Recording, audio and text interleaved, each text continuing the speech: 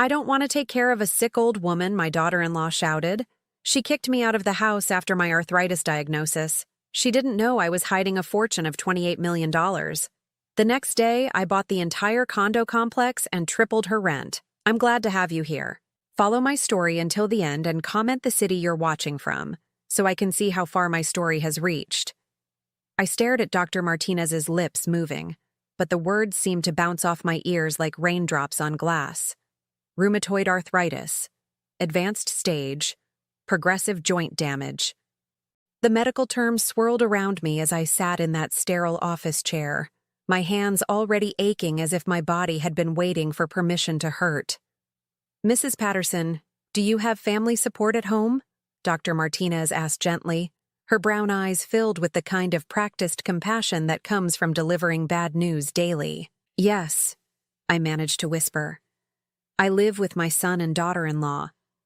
What I didn't tell her was that I'd been living with them for 3 years now, ever since Harold passed. What I didn't mention was how Meadows' smile had grown thinner each month, or how Blaine avoided eye contact when his wife made her little comments about personal space and independence. The drive home felt endless.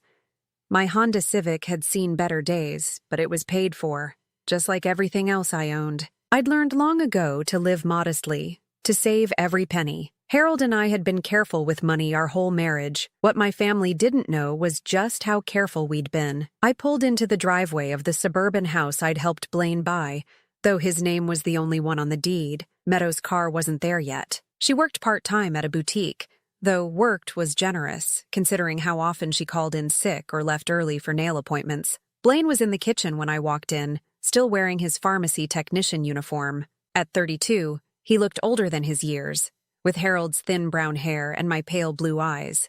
He was stirring something that smelled like canned soup. Hey, Mom. How'd it go at the doctor?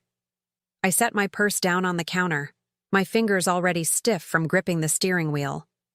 Not great, honey. We need to talk when Meadow gets home. Something flickered across his face. Fear, maybe. Or annoyance. Is it serious?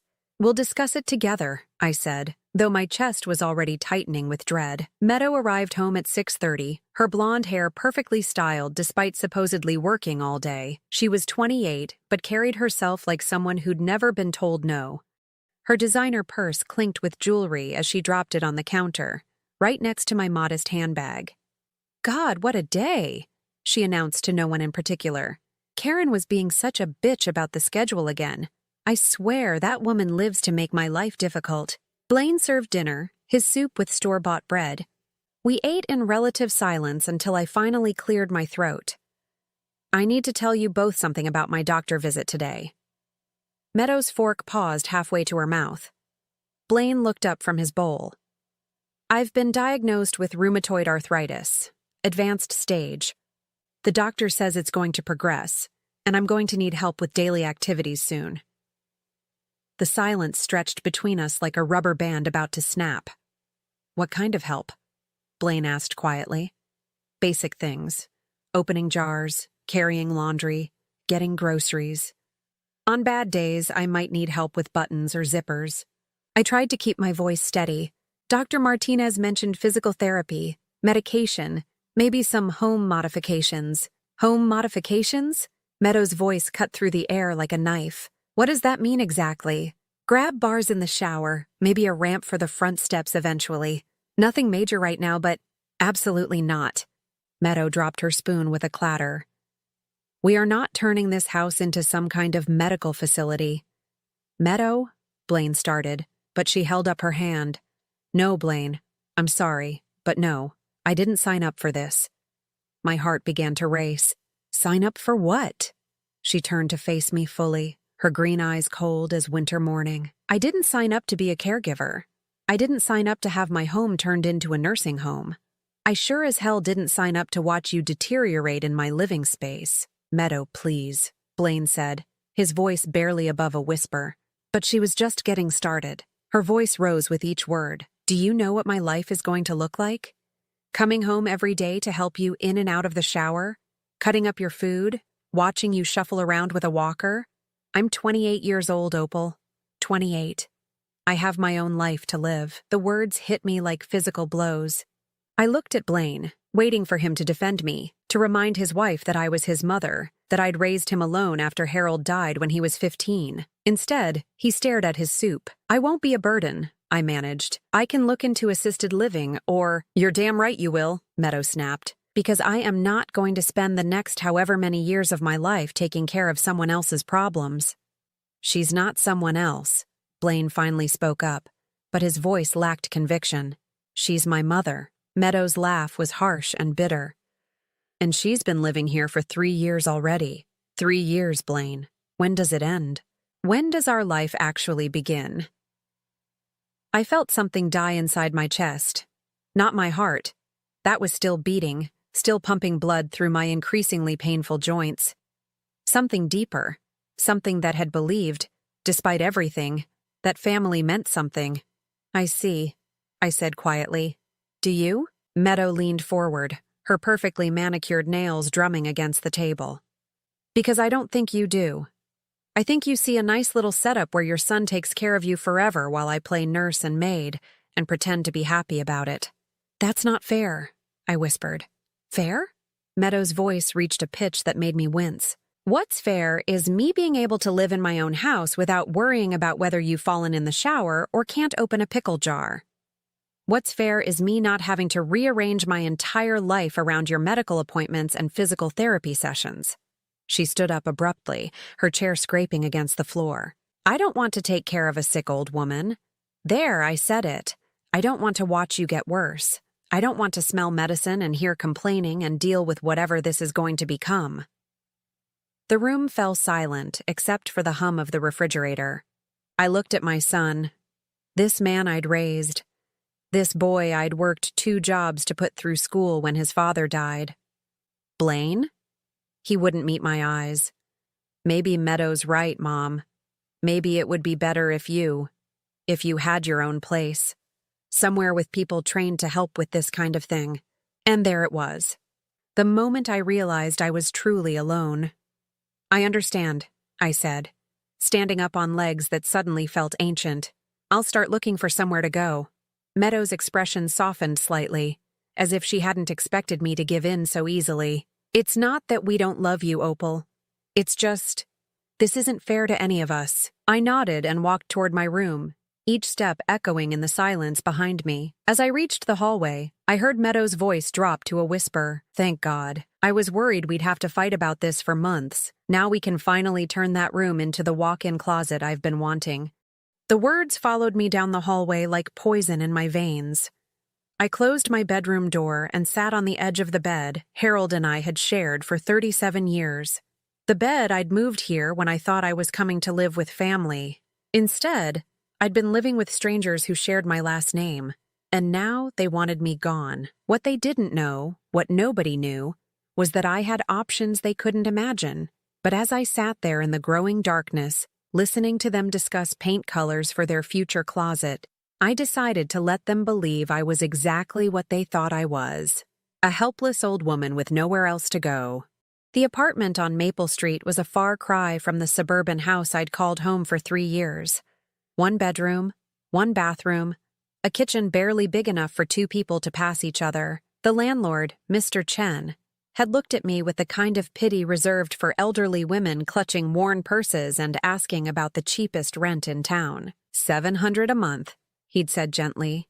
Heat included, laundry in the basement. I'd nodded and handed him first month's rent in cash, watching his eyebrows raise slightly. Most people my age wrote checks or used cards, but I'd learned long ago that cash kept things simple, less traceable, less complicated. What Mr. Chen didn't know was that the $700 came from a checking account that held exactly $12,000, money I'd carefully transferred to maintain the appearance of a woman living on Social Security and a small pension. My real accounts, the ones that held Harold's life insurance payout, and 40 years of careful investments, remained untouched and invisible. Moving day came on a Tuesday. I'd hired 2 college kids with a truck for $50 cash. They loaded my modest furniture, the pieces Meadow had deemed acceptable to take, and my personal belongings into boxes that looked pathetic stacked in the truck bed. Blaine helped, though he avoided eye contact and spoke only when necessary. "You sure you have everything, Mom?" "I'm sure." I climbed into my Honda while he stood in the driveway, hands shoved deep in his pockets. Through the living room window, I could see Meadow watching from behind the curtains, probably counting the minutes until she could start measuring for her new closet. The first week in the apartment was the hardest, not because of the arthritis, though my joints screamed every morning when I tried to get out of bed. The hardness came from the silence. No footsteps above my head, no television voices drifting from other rooms. Just me and the occasional sound of Mrs. Rodriguez next door talking to her cats. On Friday, I discovered just how thoroughly Meadow had rewritten our family story. I was coming back from the grocery store, my cartwheels squeaking as I maneuvered up the sidewalk, when I ran into Janet Morrison. Janet lived 3 houses down from Blaine and Meadow, and we'd chatted politely at neighborhood gatherings when I still lived there. "Opal," Janet's voice carried across the parking lot. "I didn't expect to see you here." I paused, my hands gripping the cart handle. "Hello, Janet." She hurried over, her face flushed with the kind of excitement that comes from having gossip to share. "I heard about what happened. Meadow told the whole neighborhood at book club last week." My stomach dropped. "What did she say?" Janet's expression shifted to practiced sympathy. "About how difficult things became after your diagnosis. She said you were having episodes, getting confused, becoming aggressive when she tried to help. She said it broke her heart, but she had to think about her safety and Blaine's." The words hit me like ice water. "Episodes?" "She said you threw a plate at her during dinner one night, and that you kept forgetting to turn off the stove. She was worried you might burn the house down." Janet leaned closer, lowering her voice conspiratorially.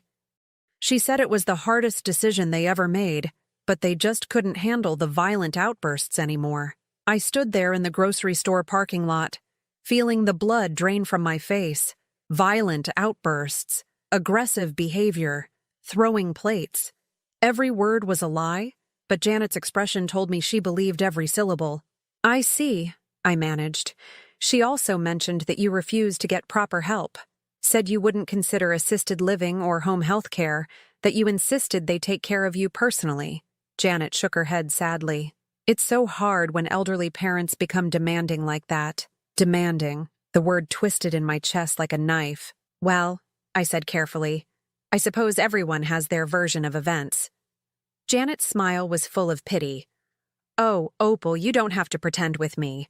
Meadow said the medication sometimes makes you forget things or mix up what really happened. She said that's part of the disease." I nodded and pushed my cart toward my Honda, my hands shaking now for reasons that had nothing to do with arthritis. Behind me, I heard Janet call out, "You take care of yourself, dear. And don't be too hard on Blaine and Meadow. They did the best they could." That evening, I sat in my small living room with a cup of tea and my laptop. I wasn't sure what compelled me to check Meadow's social media accounts, but curiosity won over common sense. Her Instagram feed was a carefully curated collection of home improvement photos and inspirational quotes about difficult decisions and setting healthy boundaries. 3 days ago, she'd posted a photo of my old bedroom, now completely emptied and painted a soft pink. The caption read, "Finally getting to create the walk-in closet of my dreams. Sometimes life forces you to make hard choices, but you have to prioritize your own mental health and well-being." The comments were full of heart emojis and supportive messages from friends who had no idea what they were really celebrating. I scrolled further back and found a post from the week I'd moved out. It was a stock photo of an elderly woman's hands, overlaid with text that read, "When loving someone means letting them go." Not all families are meant to live together, and that's okay. Sometimes the most loving thing you can do is admit when a situation isn't working. The comments on that post made my chest tight. "You're so brave for sharing this. It takes real strength to make decisions like that. You can't set yourself on fire to keep someone else warm." Each comment was a small betrayal, written by people who'd been told I was the problem, the difficult one, the burden that had to be removed. I closed the laptop and walked to my bedroom window. From there, I could see the lights of houses where families were probably having dinner together, watching television, sharing the small moments that make up a life. I wondered how many of those families had heard Meadow's version of events. How many neighborhood gatherings would I be quietly excluded from now? The next morning brought a knock at my door. I peered through the peephole and saw a young woman in scrubs holding a clipboard. "Mrs. Patterson? I'm Sarah from Helping Hands Home Care. Your daughter-in-law called and arranged for us to check on you." I opened the door slowly. I didn't request any services. Sarah's smile was professional, but kind. "Yes, ma'am. We understand that sometimes families arrange care when the client isn't initially receptive to the idea. Mrs. Patterson, the younger Mrs. Patterson, said you were having some difficulties accepting help, and that the family was concerned about your safety living alone." More lies. More carefully constructed narratives that painted me as confused, stubborn, unable to make rational decisions about my own care. "I'm managing fine on my own," I said. "I'm sure you are," Sarah replied in the tone healthcare workers use with difficult patients. "But maybe I could just come in for a few minutes, just to chat and see how you're settling in?" I let her in because refusing would only reinforce whatever story Meadow had told. Sarah asked questions about my medications, my daily routine, whether I was eating properly. She was gentle and respectful, but I could see her making mental notes about my sparse apartment, my careful movements, the way I favored my left hand when reaching for things. After she left, I sat at my small kitchen table and realized the full scope of what Meadow had done. She hadn't just removed me from her home. She'd systematically destroyed my reputation, my relationships, and my agency. To everyone who mattered, I was now the difficult elderly mother-in-law who'd become too much to handle. The woman who threw plates and forgot to turn off stoves and refused reasonable help. But as I sat there in my quiet apartment, surrounded by the modest possessions of a woman living on a fixed income, I felt something I hadn't experienced in years. Relief. Because if they all believed I was just a confused old woman with limited resources and failing health, then they wouldn't be watching when I made my next moves. They wouldn't question the decisions of someone they'd already written off as mentally deteriorating. Meadow thought she'd won. She thought she'd successfully disposed of a problem and convinced everyone it was the right thing to do. What she didn't realize was that she'd just made the biggest mistake of her privileged, carefully curated life. 2 weeks into my new life on Maple Street, I made my first real move. Not the kind of move Meadow would expect from a confused old woman living on Social Security, but the kind that required the resources I'd been hiding for 3 decades. I called Marcus Steinberg at 9 a.m. sharp on a Thursday morning. Marcus had been Harold's financial advisor since 1987, and more importantly, he was one of the few people who knew exactly what my late husband had left behind. "Opal." His voice was warm but surprised. "I haven't heard from you in months. How are you settling in with your family?" "Actually, Marcus, there's been a change in my living situation. I need to schedule a meeting." "Of course. Is everything all right?" I looked around my sparse apartment, thinking of Meadow's Instagram photos and Janet Morrison's pitying smile. Everything's about to be. Marcus's office hadn't changed in the 15 years since Harold's death. Same mahogany desk, same leather chairs, same view of downtown's financial district. What had changed was the number on my portfolio statement. $28,400,000, Marcus said, sliding the papers across his desk. "The tech stocks Harold bought in the 80s have performed exceptionally well. The real estate investments in Austin and Denver have tripled in value, and the life insurance money has been compounding steadily." I stared at the numbers, remembering Harold's voice from all those years ago. "Opal, honey, we're going to live modestly and save everything we can. Let people think we're just getting by. The money will work for us while we're not looking. I need you to help me with something, Marcus. Something that needs to be handled very carefully." His eyebrows rose. "What kind of help?" "I want to buy a property. Specifically, I want to buy the Willowbrook condominium complex on Cedar Avenue." Marcus leaned back in his chair. "That's a significant investment. May I ask why that particular property?" I told him everything. About the diagnosis, about Meadow's explosion, about being painted as a mentally declining burden who threw plates and forgot to turn off stoves. I told him about the lies spread through the neighborhood and the home health care workers sent to check on my competency. When I finished, Marcus was quiet for a long moment. "And your son lives in this complex?" "Unit 4B. They pay $2,800 a month in rent." Marcus made a note on his pad. What exactly are you planning, Opal? I'm planning to teach my daughter-in-law about consequences. The next 3 weeks were a masterclass in discreet investigation. I hired a private investigator named Rebecca Torres, not for anything dramatic, just to confirm what I already suspected about Blaine and Meadows' financial situation. Rebecca's report arrived on a Tuesday. I read it over coffee in my small kitchen, my arthritis making the pages difficult to hold, but my mind sharp as ever. Blaine earned $38,000 a year at the pharmacy. Meadows' boutique job brought in maybe $12,000 annually when she bothered to show up. They had $17,000 in credit card debt, mostly from Meadows' shopping habits. Their savings account held exactly $247. More interesting were Meadows' spending patterns. $500 at Nordstrom last month, $300 at Sephora. A weekend trip to Napa Valley that cost nearly $2,000, all charged to Blaine's already maxed-out credit card.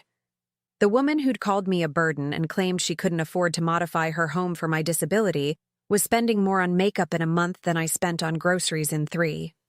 But the most revealing detail was buried in Rebecca's financial analysis. Blaine and Meadow had been late on their rent 4 times in the past year. Each time, they'd managed to scrape together the money at the last minute, but the pattern was clear. They were living paycheck to paycheck, one emergency away from real trouble. That evening, I called the property management company for Willowbrook Condominiums. The woman who answered sounded tired. Pinnacle Properties, this is Linda. Hello, Linda. I'm calling about the Willowbrook complex on Cedar Avenue. I understand the building might be for sale? Oh, yes, ma'am. The owners have been trying to sell for about 8 months now. Are you interested in purchasing a unit? Actually, I'm interested in purchasing the entire building. The pause on Linda's end stretched long enough that I wondered if the call had dropped.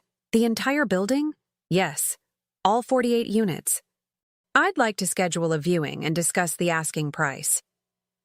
May I ask who I'm speaking with? Opal Patterson. I'll be working through my financial advisor, Marcus Steinberg at Steinberg & Associates.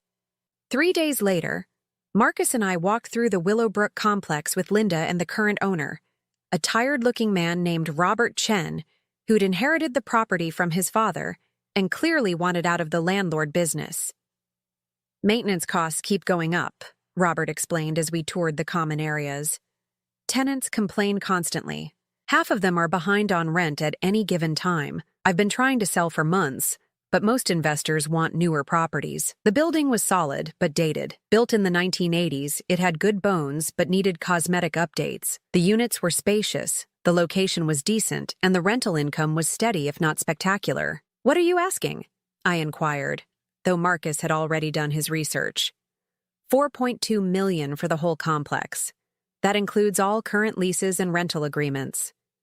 Marcus and I exchanged glances. The building was worth more than Robert was asking, but his desperation was working in our favor. I'll need to see all the current lease agreements, I said, particularly any units where tenants have been problematic with payments. That evening, I sat in my apartment reviewing every lease in the building.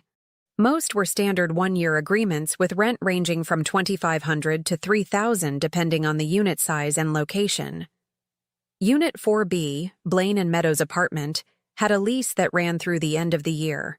Their rent was $2,800 per month, and according to Robert's records, they'd been late 4 times, always managing to pay within the grace period to avoid eviction. I found something else interesting in their file. A noise complaint from the unit below them filed just 2 months ago. Mrs. Elena Vasquez had complained about loud arguments, slamming doors, and what sounded like things being thrown against the walls. Things being thrown. I wondered if Meadows' version of events about my supposed plate-throwing incident had been projection all along. The purchase moved quickly once I committed.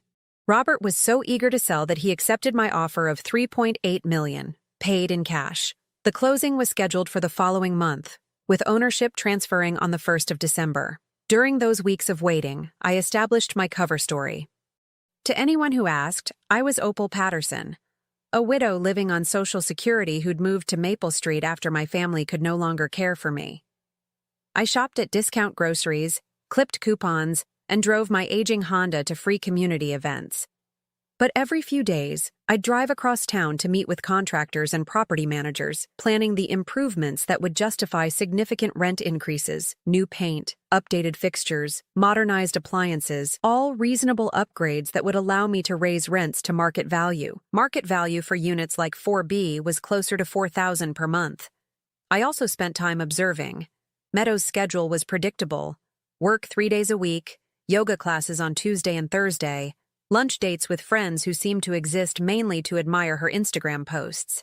She was always perfectly dressed, always carrying shopping bags, always projecting the image of someone whose biggest worry was choosing between the salmon and the chicken at brunch. Blaine looked tired.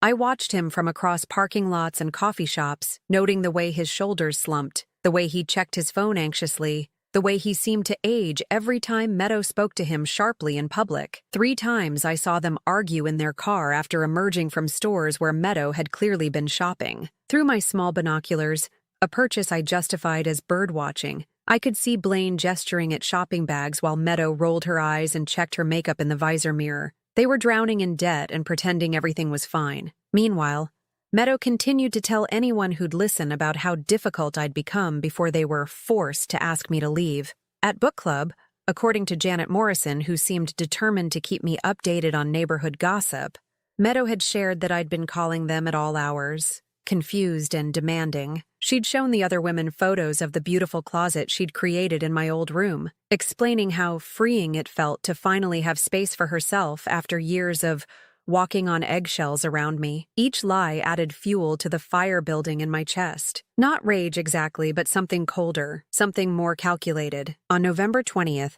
Marcus called with the news I'd been waiting for. Closing is confirmed for December 1st. The building will be yours, Opal. What's your first move going to be? I looked out my apartment window toward the direction of Willowbrook condominiums, where my son and his wife were probably having dinner, completely unaware that their lives were about to change dramatically. I'm going to teach them the difference between can't and won't, I said. They said they couldn't afford to help me. Let's see what they actually can't afford. The closing took place on a gray December morning in a conference room that smelled like stale coffee and legal documents. I sat at the long mahogany table wearing my most modest dress, the navy blue one I'd bought at Goodwill specifically for occasions when I needed to look like a woman counting every penny. Robert Chen signed papers with obvious relief, probably already mentally spending the $8 million I was about to hand him. Marcus sat beside me, occasionally sliding documents my way for signature, his expression professionally neutral, despite knowing exactly what I was planning. "Congratulations, Mrs. Patterson," the title company representative said as she handed me the keys to Willowbrook condominiums. "You're now the owner of 48 rental units." I clutched the keys in my arthritic hands and smiled. "Thank you. I'm looking forward to being a hands-on landlord." What she didn't know was that I'd already spent the past month preparing for this moment. I'd hired Clearwater Property Management, a firm known for strict rent collection and aggressive pursuit of market-rate pricing. I'd contracted with Morrison Construction to begin essential updates throughout the building, and I'd scheduled individual meetings with every tenant to discuss the upcoming changes. Every tenant except 2. That afternoon, I drove to Willowbrook for my first official walkthrough as owner. The building looked different now that it was mine. Not better or worse, just different. I had power here now. I could make decisions that would affect 48 households, including the one in Unit 4B. James Morrison from the construction company met me in the lobby. He was a tall man with graying hair who'd been in the renovation business for 20 years. "Mrs. Patterson, I've reviewed the building thoroughly. The structure is sound, but the cosmetic updates you're requesting will run about $200,000 total." "That's fine. I want new paint throughout, updated fixtures in all common areas, modern appliances in every unit, and new flooring in the hallways. Those are significant improvements. They'll definitely justify higher rents." I nodded. "That's the idea. How long before you can start?" "After the holidays. We'll begin the first week of January and should be finished by March." "Perfect. And James, I want you to prioritize certain units for the appliance upgrades." I handed him a list. Unit 4B was conspicuously absent. That evening, I sat in my small apartment and composed letters to my tenants. Each one was carefully crafted to sound reasonable, even considerate. "Dear residents, I am pleased to introduce myself as the new owner of Willowbrook Condominiums. My name is Opal Patterson, and I am committed to making significant improvements to your building and your living experience. Beginning in January, we will be undertaking comprehensive renovations, including fresh paint, updated fixtures, modern appliances, and improved common areas. These improvements are designed to enhance the value and comfort of your home. Due to these substantial investments in the property, rent adjustments will be necessary to reflect current market values. Your new rent amount and effective date will be communicated to you individually by Clearwater Property Management within the next 2 weeks. I look forward to being your landlord and creating a better living environment for all residents. Sincerely, Opal Patterson, owner, Willowbrook Condominiums. I printed 48 copies of the letter, then set aside 2 of them. Blaine and Meadow would receive their notice, but theirs would be different. Theirs would be personal. The next week passed in a blur of contractor meetings and property management discussions. Clearwater had done their market analysis and confirmed what I already knew. I could easily charge $4,000 per month for units like 4B and still be competitive with similar properties in the area. Most of my tenants took the news reasonably well. A few complaints, some requests for payment plans, but generally people understood that new ownership meant changes. The building had been neglected under Robert Chen's management, and everyone knew it. On December 15th, I put on my warmest coat and drove to Willowbrook to personally deliver 2 special letters. I parked in the visitor spot and walked slowly to the mailboxes in the lobby, my arthritis making each step deliberate and careful. Unit 4B's mailbox was slightly dented, probably from someone slamming it in frustration. I slipped the envelope through the slot and felt a satisfaction I hadn't experienced in months. The letter was identical to the others in most ways, but with one crucial addition. Due to your unit's history of late payments and noise complaints, your rent will be adjusted from $2,800 to $4,200 per month, effective February 1st. This represents current market value for a 2-bedroom unit of your size and location. If this new rate presents financial difficulties, I would be happy to discuss your options, including lease termination assistance. I also included a copy of Mrs. Vasquez's noise complaint from 2 months earlier, along with Robert Chen's documentation of their late payments. That night, I made myself a cup of tea and sat in my recliner, waiting. I didn't have to wait long. My phone rang at 8:47 p.m. I let it go to voicemail, then listened to Blaine's frantic message. "Mom, I need to talk to you. There's been some kind of mistake with our rent. Please call me back." The second call came at 9:15 p.m. This one I answered. "Hello, Blaine." "Mom, thank God. Listen, we got this crazy letter today about our rent going up to $4,200. That's got to be wrong, right? Some kind of clerical error?" I held the phone carefully, my fingers aching but my voice steady. "What letter is that, honey?" "From our new landlord. Some woman named Opal Patterson. Same last name as us. Isn't that weird? Anyway, she's raising our rent by almost $1,500. We can't afford that, Mom. I don't know what we're going to do." The irony was so perfect I almost laughed. "That does sound difficult. Mom, I was wondering, I know things ended badly when you moved out, but do you think you could help us? Maybe loan us some money until I can find a better job." I know Meadow said some things she shouldn't have, but she was just stressed about your diagnosis and everything. Stressed about my diagnosis. As if my arthritis had been an inconvenience to her rather than a devastating blow to my independence and future. "I don't have any money to loan, Blaine. You know I'm living on Social Security. But maybe you could co-sign a loan or something? Help us prove we can afford the new rent? You're our only family, Mom. I don't know who else to ask." Our only family. The same family that had thrown me out for needing help opening pickle jars. "I'm sorry, honey, but I can't help with that. I can barely make my own rent." A pause, then Meadow's voice in the background, sharp and demanding. "What did she say? Is she going to help us or not?"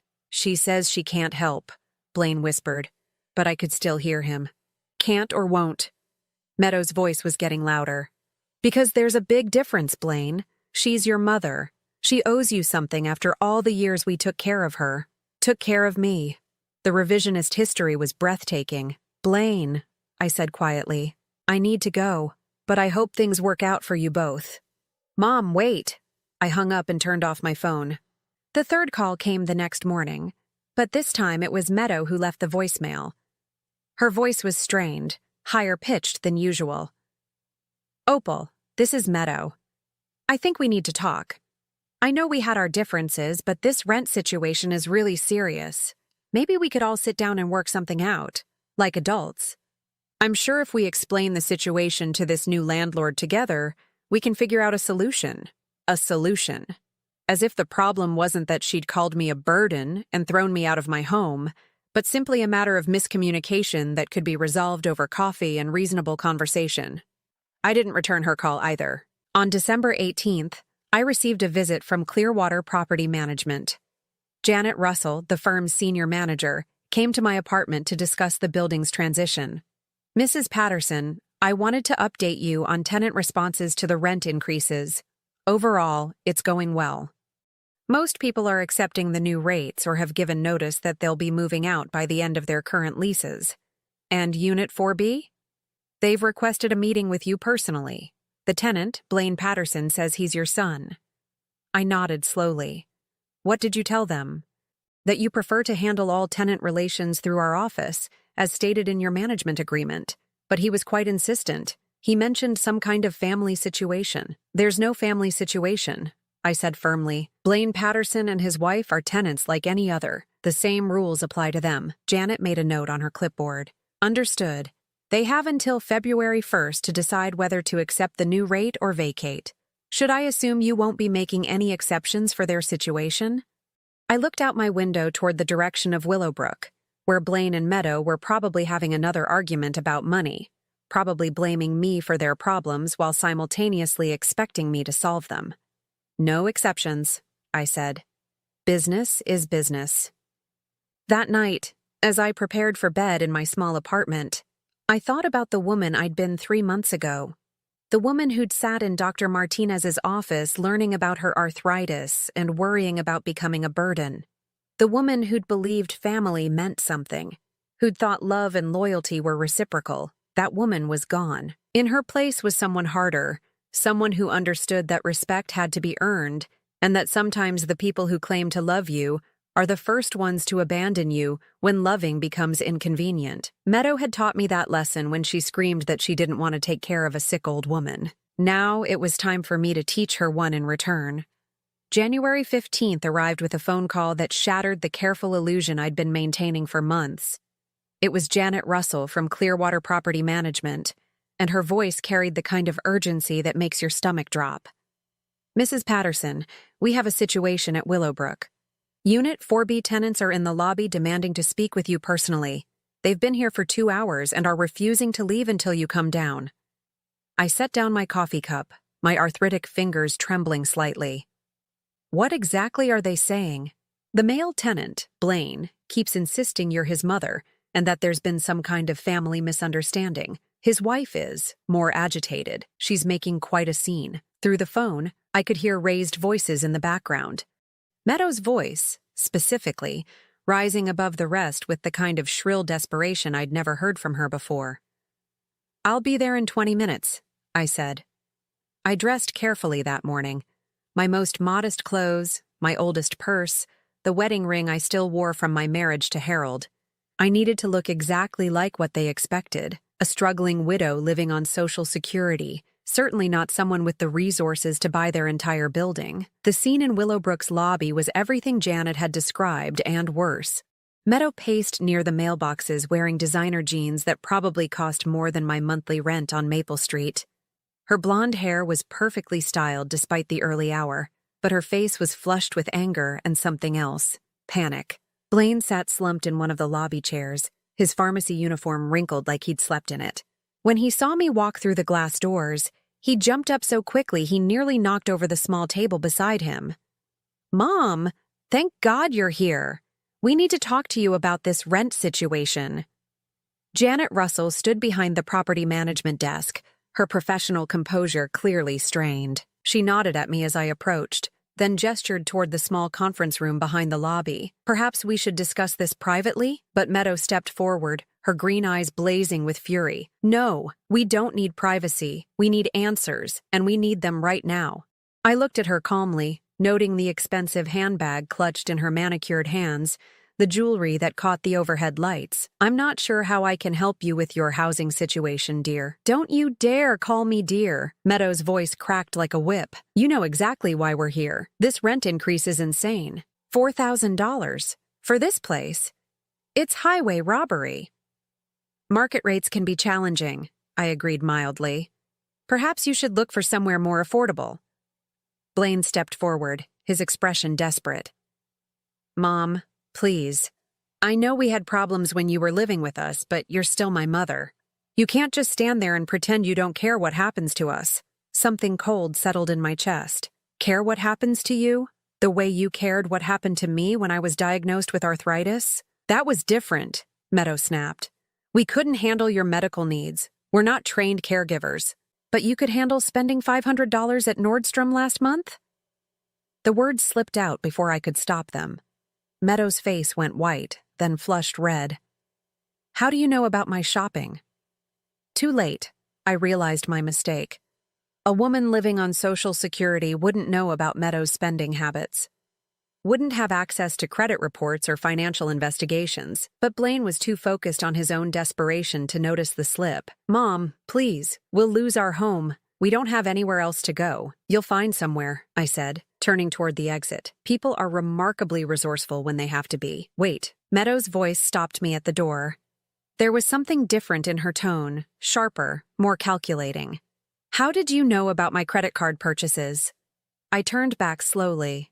Janet Russell was watching the exchange with obvious confusion, probably wondering why 3 tenants were having what appeared to be a family argument in her lobby. I don't know what you mean. Yes, you do. Meadow stepped closer, her eyes narrowing. You mentioned Nordstrom. You mentioned $500. That's very specific information for someone who claims to be living on Social Security. Blaine looked between us, finally beginning to pick up on the undercurrent of tension. What's she talking about, Mom?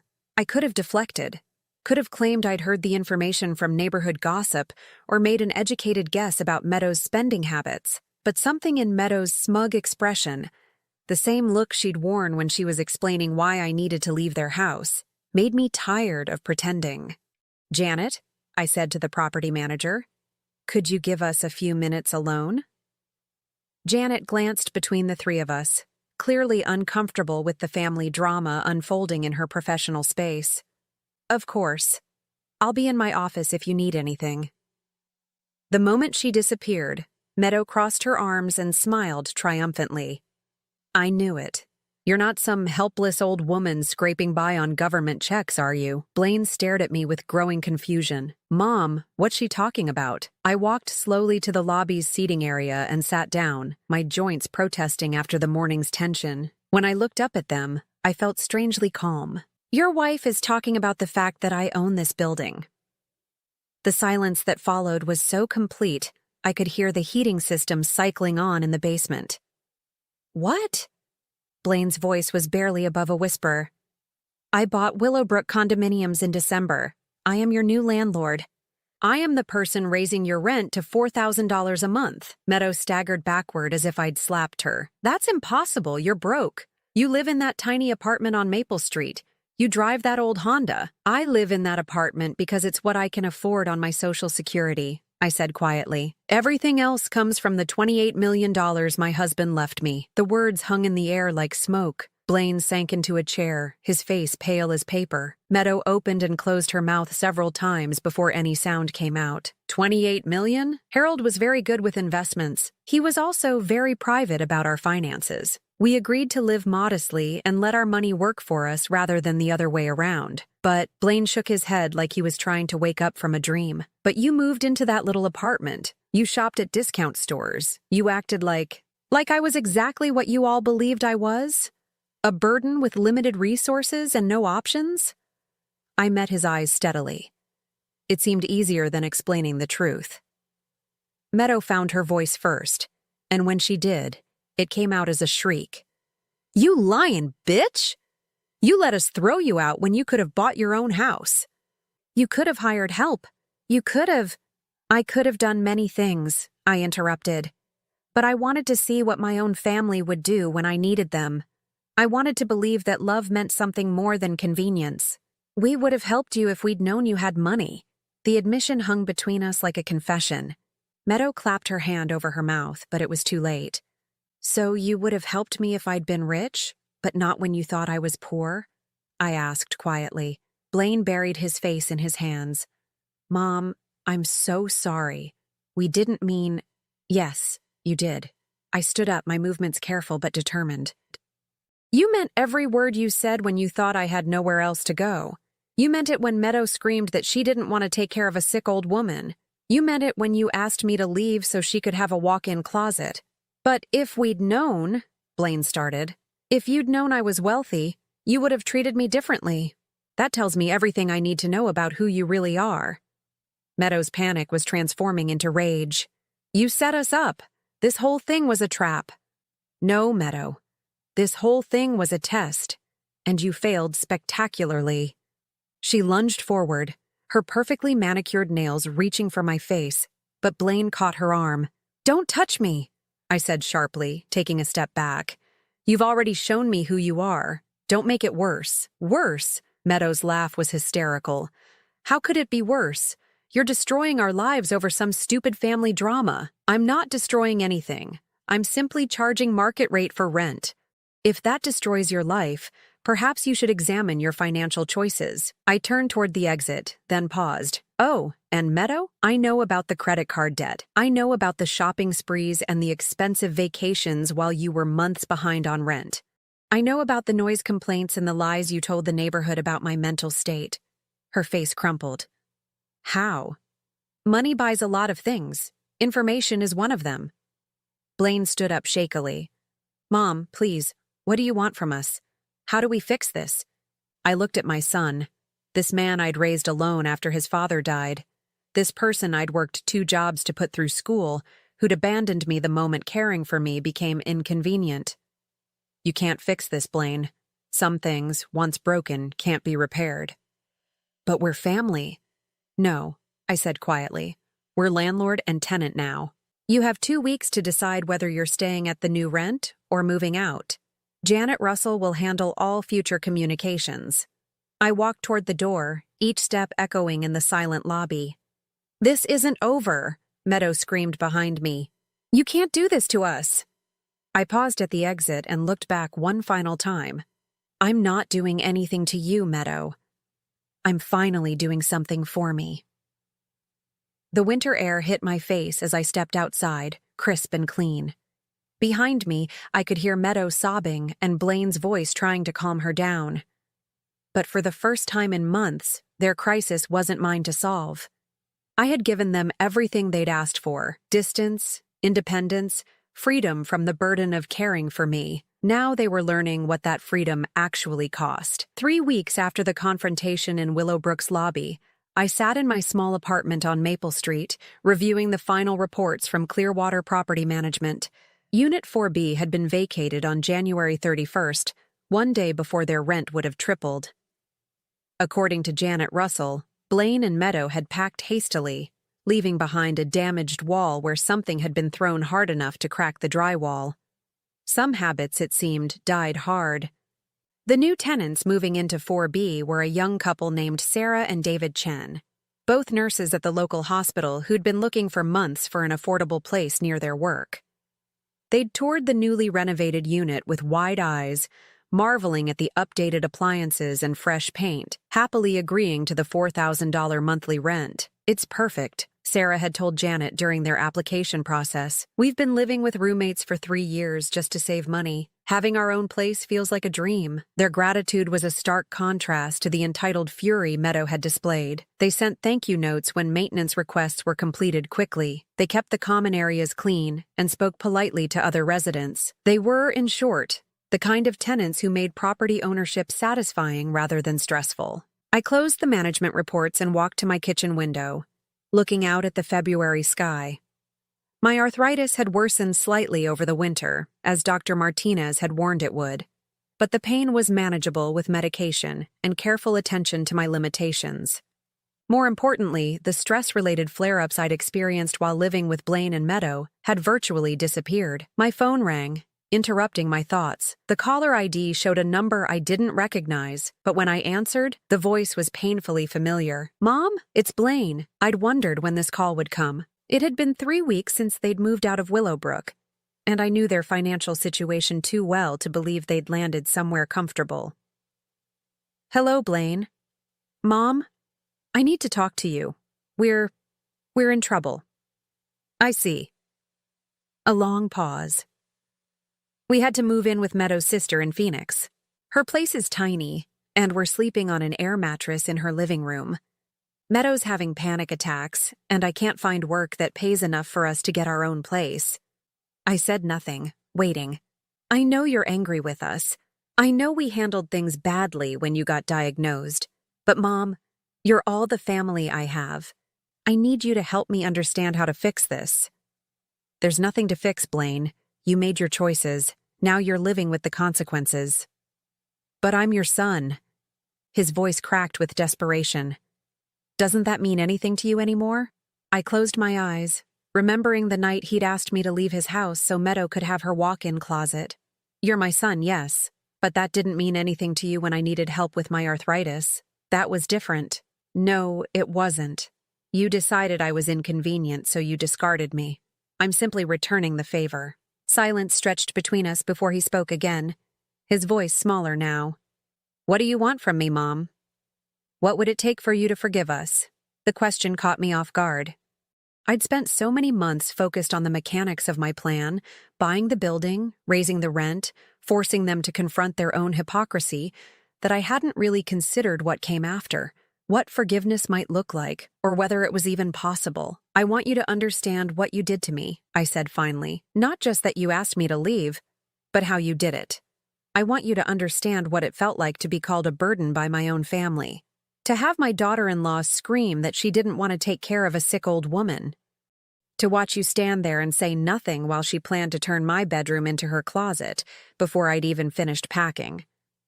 Mom, I want you to understand that you didn't just ask me to move out. You threw me away. And then you lied about it to everyone we knew, making me out to be some kind of delusional, violent